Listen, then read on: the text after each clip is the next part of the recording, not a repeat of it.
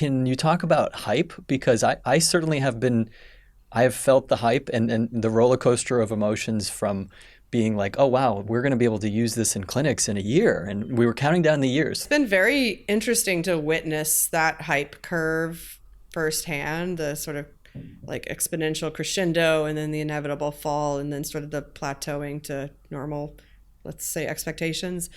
I was definitely part of the beginning of that curve. But anyway, so in the beginning, when I first started reporting about it, it was very new. Editors were very, very excited about this psychedelic renaissance and the new findings.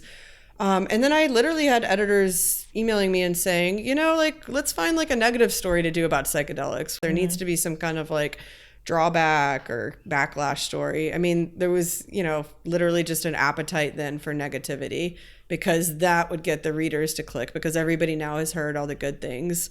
But I do think the hype curve kind of set things up for that major crash, but in a way it was almost inevitable, like watching it from the inside.